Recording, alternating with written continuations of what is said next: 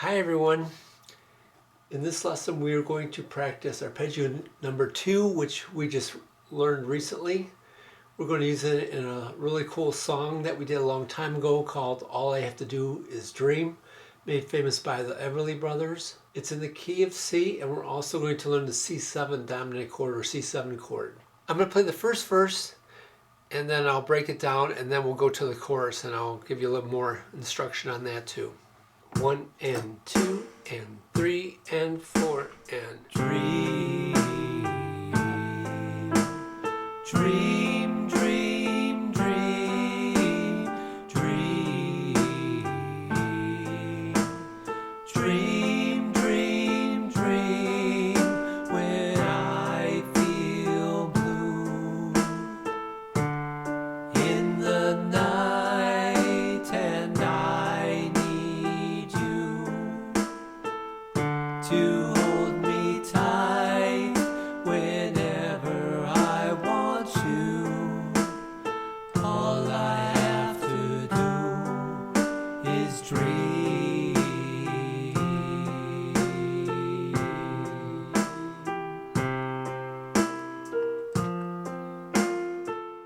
So this is a great tune, but it's challenging as a beginning player because there are 2 chords per measure on the verses here. I like this for practicing arpeggio number 2, and it also uses all 3 major and all 3 minor chords in the key of C. For the intro we play a 1 major, 6 minor, 4 major, and the 5 major chord progression.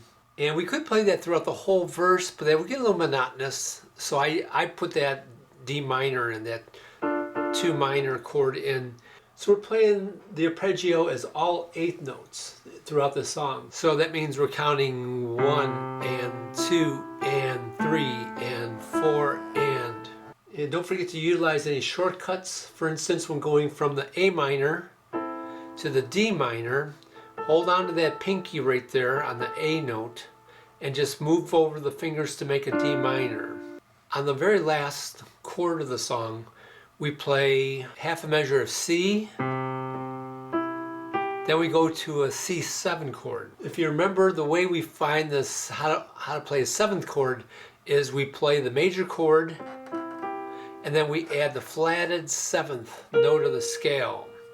So in the key of C, to find that note, we have a C, D, E, F, G, A, B. The B is the 7th note, and we flatten it to make it a B flat.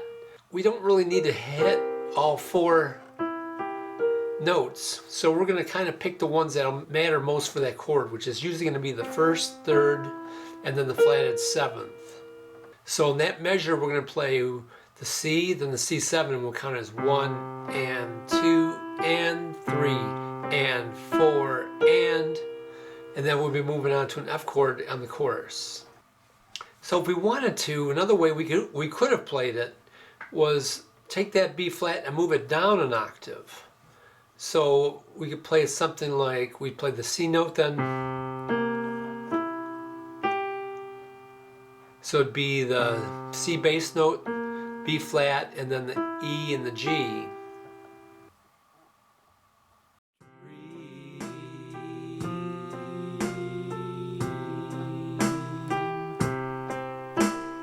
I can make you mine, taste your lips of wine, anytime, night or day. Only trouble is, gee whiz, I'm dreaming my life away. I need you so. So in the chorus or refrain, we play descending chord progression.